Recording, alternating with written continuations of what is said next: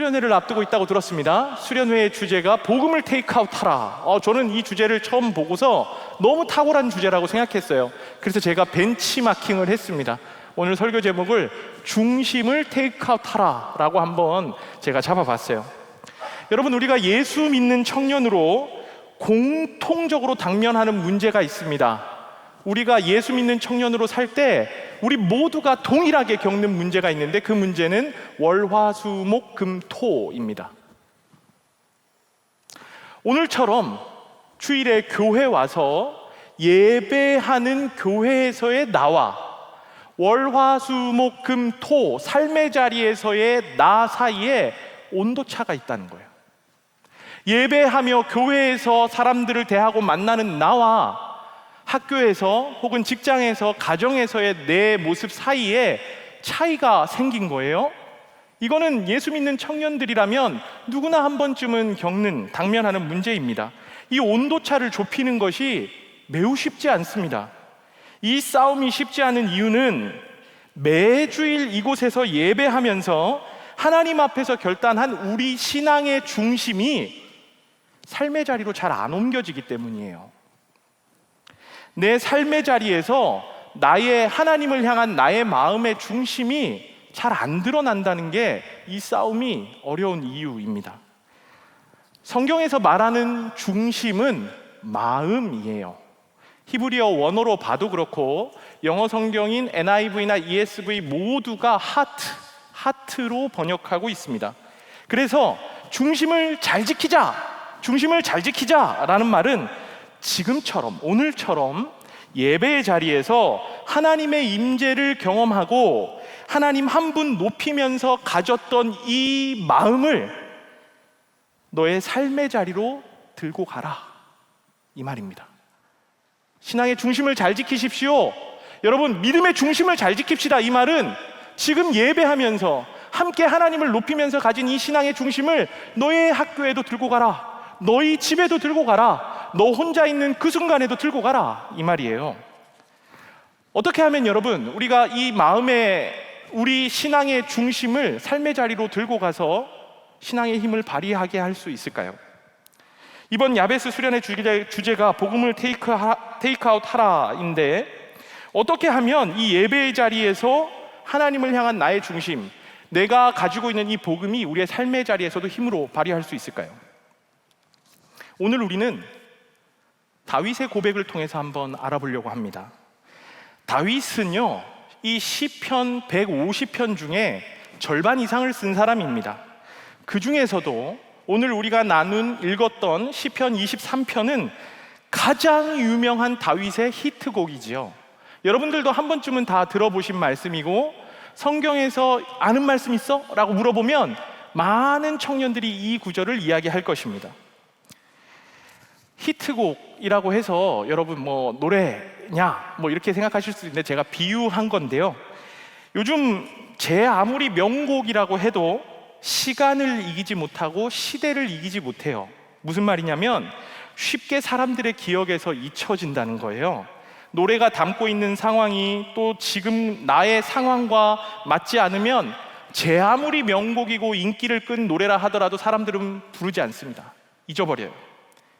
인터넷에 찾아보시면 한국 가요 100대 명반이라는 조사가 나오는데, 지난 100년 동안 우리 대한민국 대중가요사에서 가장 많은 사랑을 받았고 가장 명곡이라고 일컬어진 곡들이 수록된 앨범을 1위부터 100위까지 조사를 해놨습니다. 사진이 지금 떠야 되는데요, 그런데 여러분 보십시오. 지금 제가 이거 1위부터 10위까지를 캡처해 왔습니다. 여기 순위에 있는 앨범과 노래들 중에 여러분이 아는 노래 몇 곡 있습니까? 여러분이 아는 앨범 몇 개 있습니까? 거의 없을걸요? 시간이 지나고 세대가 바뀌면 쉽게 잊혀지고 잘 불려지지 않습니다. 요즘은요, 차트 순위가 더 빨리 변하는 것 같아요. 거의 매주 차트 순위가 바뀌는 것을 봅니다. 그런데 이제 됐습니다. 사진은 이 다윗의 히트곡인 시편 23편은 시간을 뛰어넘어서 약 3,000년 동안, 얼마 동안? 3,000년 동안 많은 사랑을 받고 있어요. 또 이 노래는 시대도 뛰어넘는데 이제 막 태어난 아기를 안고 여호와는 나의 목자시니 내게 부족함이 없으리로다 라고 읊어도 알맞은 노래이고, 막 숨을 거두는 사람에게, 임종을 앞둔 사람에게 여호와는 나의 목자시니 내게 부족함이 없으리로다 라고 낭송을 해주어도 잔잔한 평안을 주는 노래입니다. 인생에서 최고로 기쁜 순간인 결혼식장에서 서로 읽어도 은혜가 되고, 가장 두려운 전쟁터에서 읽어도 영혼의 두려움을 해소시켜주는, 말 그대로 어떤 상황에 갖다 놓고 읽고 묵상해도 우리의 삶에서 가장 적당하고 알맞은 노래라는 것이죠. 이게 가능했던 이유는 여기에 우리 인간의 삶에서 우리가 예배하는 모든 시간과 상황을 주관하시는 하나님을 향한 중심이 잘 녹아있기 때문입니다. 이 중심은 시간과 시대를 뛰어넘습니다. 우리의 영원한 삶의 열쇠입니다. 그래서 우리도 일평생, 평생 동안 이 중심을 가지고 삶의 자리로 나아가서, 중심을 가지고 테이크아웃해서 삶의 자리로 나아가서 믿음의 경주를 해야 되는 거죠. 하나님이 다윗을 택하셨던 이유, 그를 택하셔서 왕으로 세우셨던 이유는 그의 중심을 기뻐하셨기 때문입니다.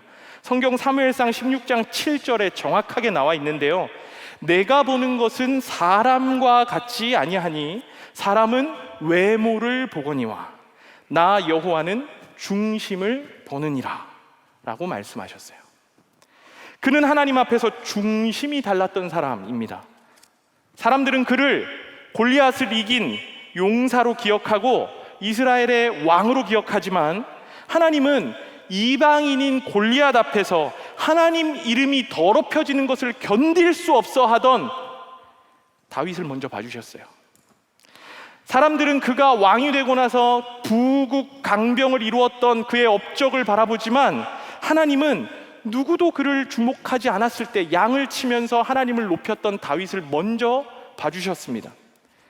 절대로 왕의 자리에 올려주셨기 때문에 중심을 지키고, 다윗이 하는 기도마다 하나님이 다 응답해 주셨기 때문에, 그를 부자로 만들어 주셨기 때문에, 응시하는 시험에 합격을 시켜주셨기 때문에, 좋아하는 자매의 마음을 얻게 해주셨기 때문에 다윗이 중심을 지켰던 게 아니라, 하나님의 명령을 받고 사무엘 선지자가 그를 왕으로 세우기 위해서 찾아가기 전부터 그는 하나님 앞에서 중심이 아름답게 서 있던 자고, 하나님은 그 중심을 봐주셨습니다.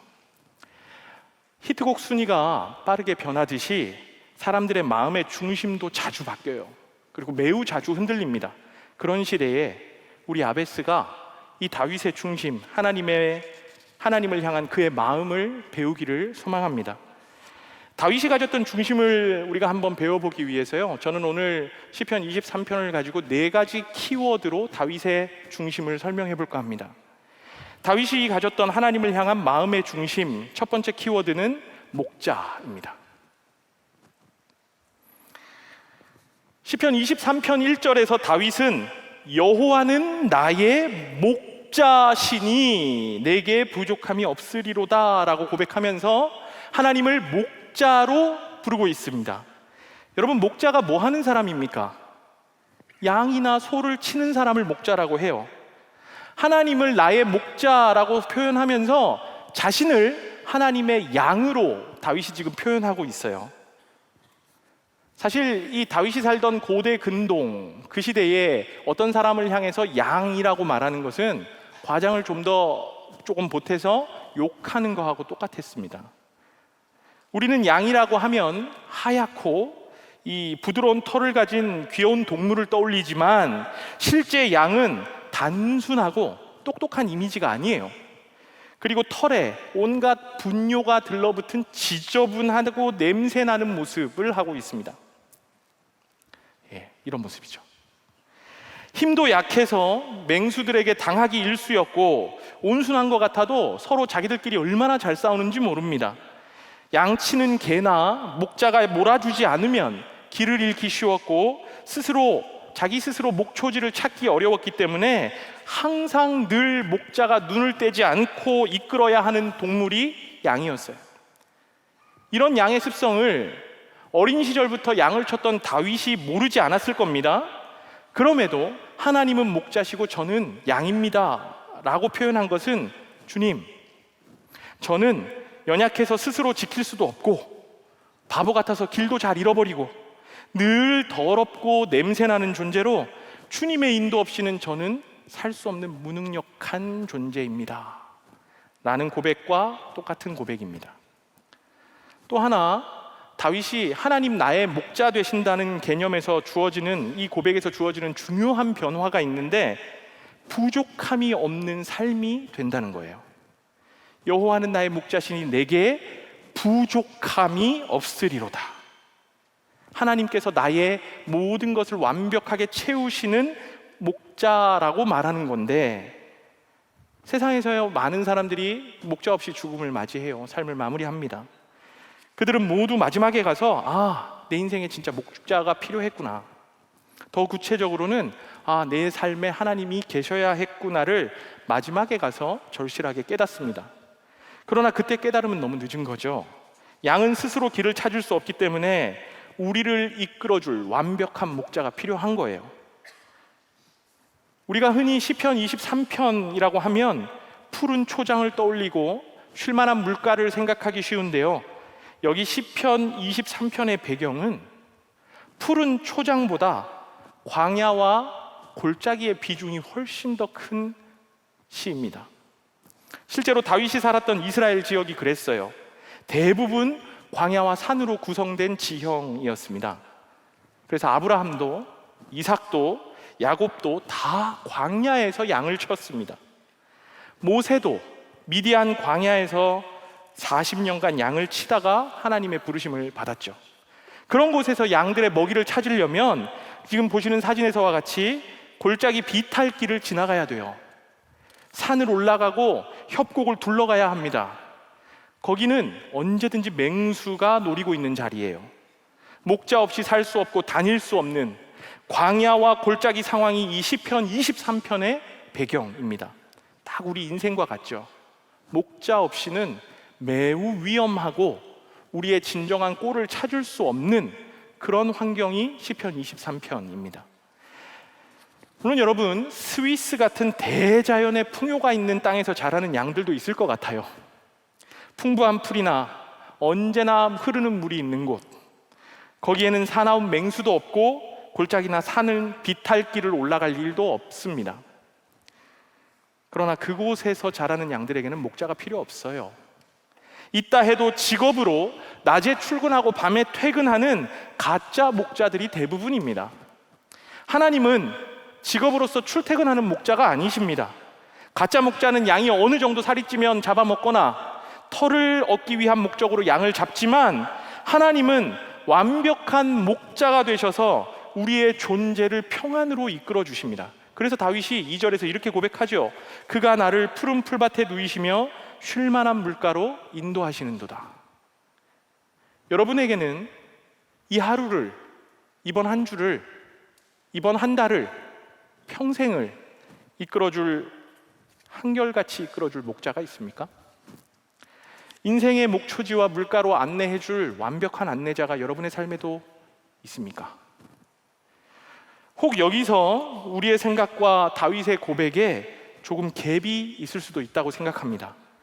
네, 목사님, 하나님이 우리의 목자 되시고 그분이 세상을 창조하시고 선하시고 좋으신 분이라는 것은 제가 믿지만, 하나님 믿고 살 때 인생의 푸른 풀밭과 쉴만한 물가로 인도함을 받는다는 말에는 제가 동의할 수 없습니다 라고 하시는 분들, 열심히 예배하고 사랑 모임하고 기도하고 믿음도 흔들림 없이 잘 가지고 싶은데 지금 인생에서 어려운 시기를 겪고 있는 사람들, 미래에 대한 막막함과 불안함을 가지고 기도하면서 여전히 하나님 앞에서 답을 구하고 있는 사람들, 삶이 마치 열심히 교회 다니고 믿었지만 삶이 마치 비가 억수같이 오는 것처럼 맑음이 없는 삶,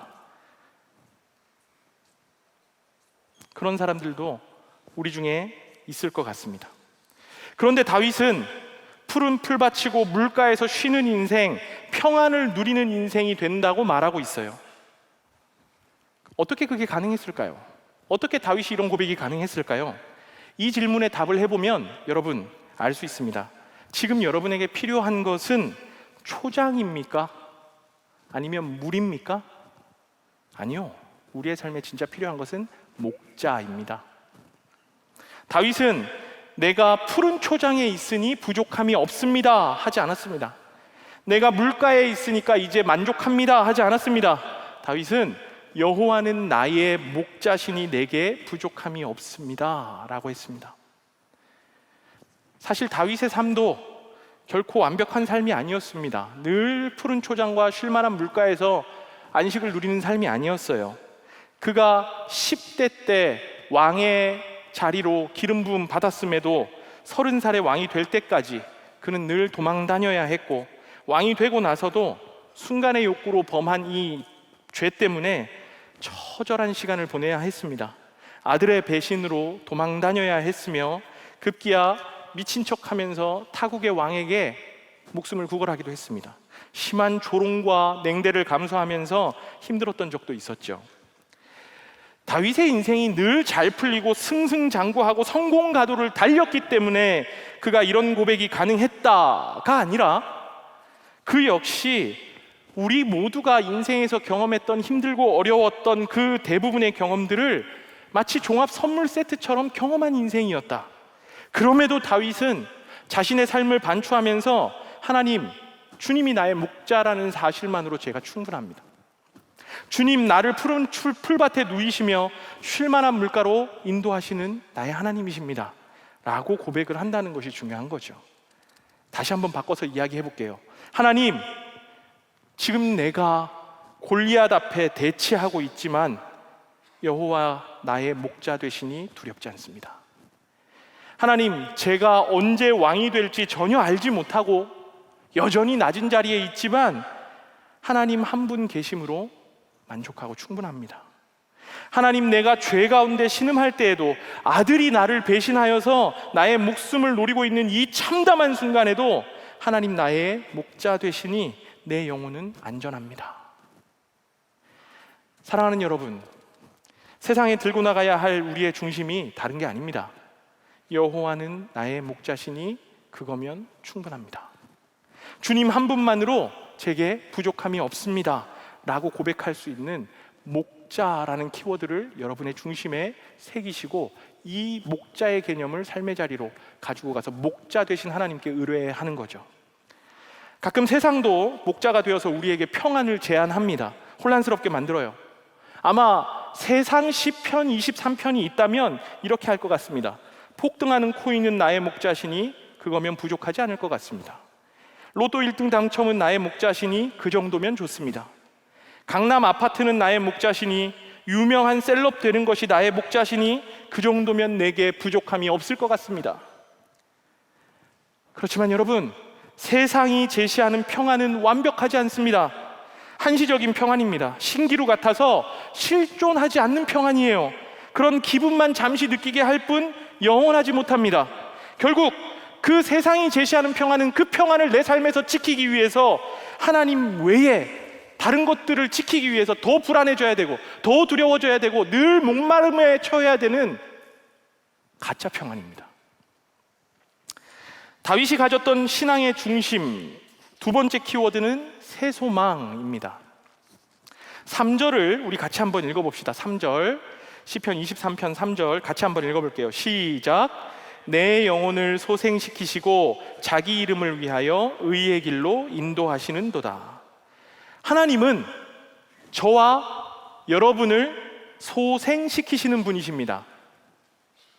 영혼이 소생된다는 이 표현은 다윗에게 정말 진실한 표현이었어요. 죄로 인해서 죽을 것 같은 시간을 보내봤잖아요. 믿음의 삶에서 철저히 실패를 경험해 봤거든요. 쾌락과 유혹을 주체하지 못하고 억제하지 못하고 부하 우리아를 죽이고 그의 아내 밧세바를 성폭행했습니다.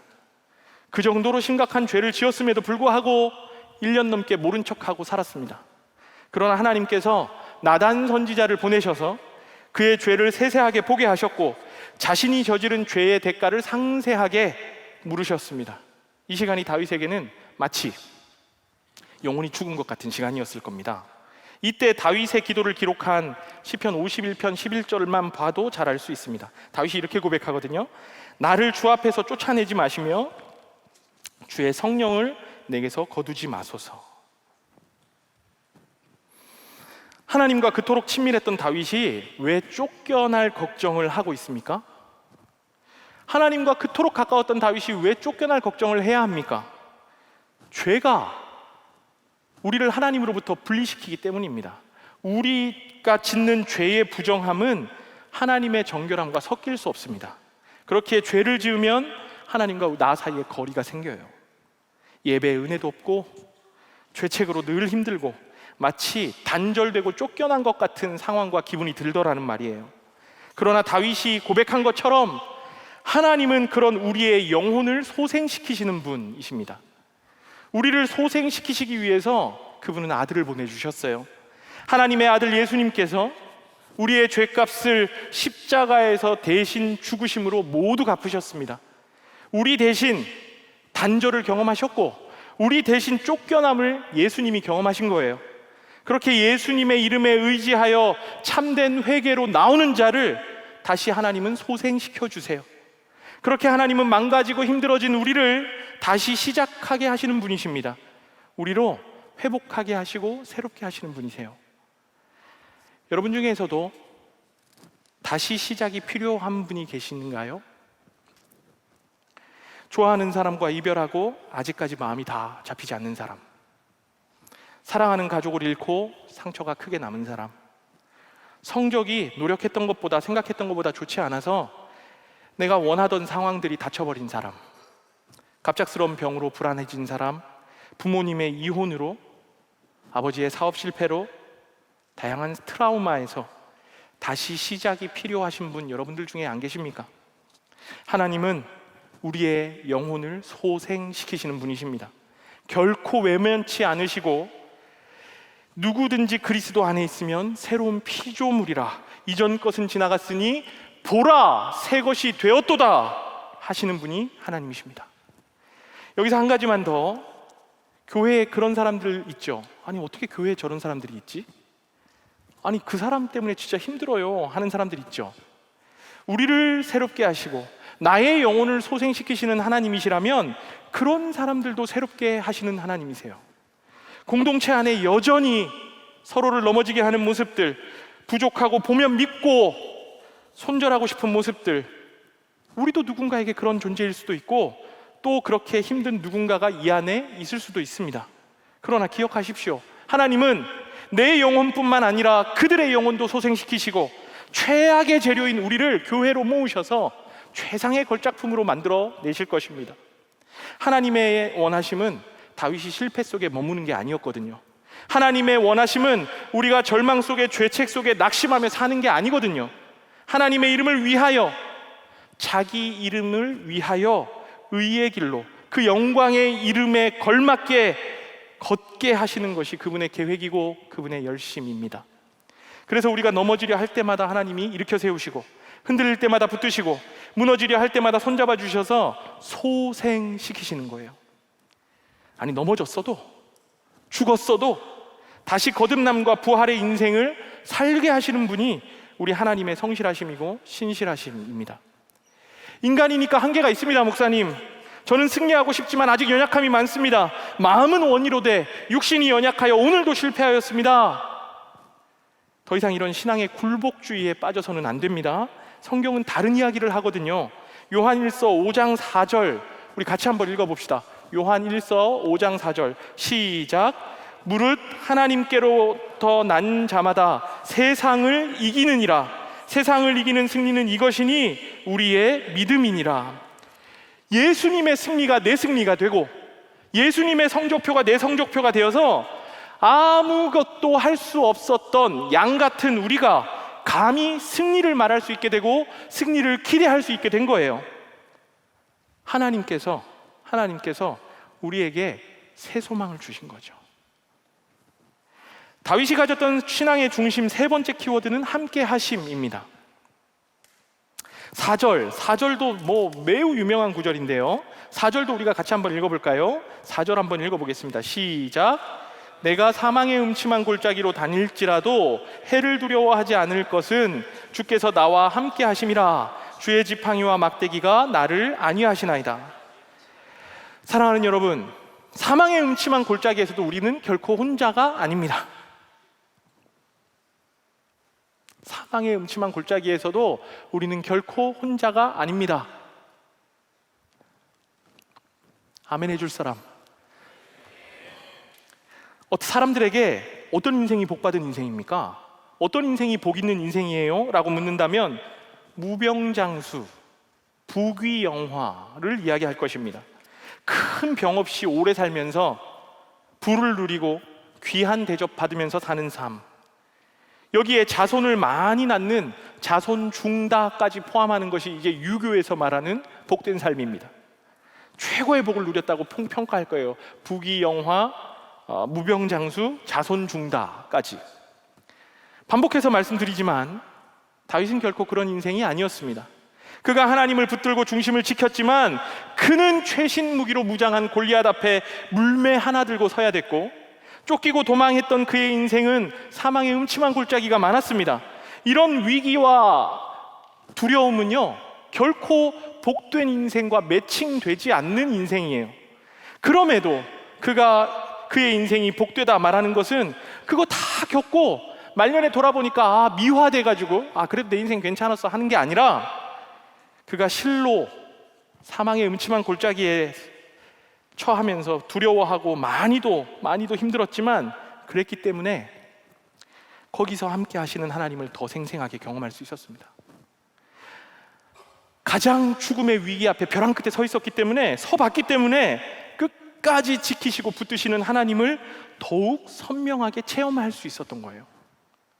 만약에 그가 진짜로 승승장구하고 하는 일마다 다 대박나서 대제국을 건설하고 부귀영화를 평생 누리고 살았다면 그는 하나님보다 자신을 믿는 위기에 빠졌을지도 모르죠. 우리는 인생의 사망의 음침한 골짜기를 만나면 하나님 나를 방치하신다, 하나님 나한테 지금 화내시는 거야, 하나님 나를 지금 벌 주시는구나 라고 생각하게 되지만 다윗은 그렇게 생각하지 않았습니다. 이 죽음의 시간에 하나님 나를 붙들고 계신다. 이 사망의 길에 하나님 나와 함께 하신다. 주께서 나를 지키시고 안위하신다 라고 믿고 끝까지 주를 신뢰하였습니다. 늘 평안하고 성공하는 인생에는 체험할 수 없는 하나님을 위기와 절망의 인생에서 만난 거죠. 평안함만으로 하나님을 설명하고 간증하면 그 간증에는 힘이 없어요. 그러나 위기의 순간 홍해를 가르시는 하나님을 경험하는 이가 들려주는 간증에는 아멘이 있습니다. 감동이 있습니다. 우리가 인생에서 깊이 만난 하나님의 손길은 위기의 순간이 하나님의 손길이에요. 가장 힘들었던 그때, 막막하고 아파서 부르짖으면서 기도할 때 나에게 위로를 부어주셨던 하나님의 음성입니다. 그런 경험이 나로 하여금 내가 꽉 쥐고 있던 삶의 주도권을 하나님께 올려드리게 만들어요. 사망의 음침한 골짜기에 들어서야 내가 쥐고 있던 나의 삶의 주도권을 하나님께 이양하는 거예요. 주님, 제가 못하겠네요. 주님, 저는 너무 두렵습니다. 주님, 제가 너무 막막합니다. 하나님, 주님께 올려드리오니 하나님 받아주세요. 내가 아니라 하나님께 드렸으니 그분이 이끄시는 인생, 이런 인생이 가장 복된 인생이죠. 시편 23편을 통해 다윗이 말합니다. 하나님은 언제나 우리와 함께 하십니다. 다윗의 중심에 그 함께 하심에 대한 신뢰가 있었던 거죠. 마지막 네 번째 다윗 신앙의 중심의 키워드는 천국 소망입니다. 여러분, 천국을 믿으십니까? 천국 가고 싶어요? 별로 생각 없어요? 그 나라에 대한 소망이 있습니까? 이 땅에서의 삶은 잠시 다녀가는 여행 같은 삶이고 영원한 천국, 우리의 본향이 있다라는 사실을 여러분 믿으십니까? 이 시대는 많이 현란합니다. 유튜브를 통해서, 각종 SNS를 통해서 많은 장면들과 정보들이 우리의 삶에 들어와요. 그런 정보들은 마치 이 땅에서의 삶이 다인 것처럼 우리한테 정의하게 하고 자랑하기에 바쁜 장면, 정보들입니다. 이런 현란함에 우리가 시선을 너무 많이 빼앗겨요.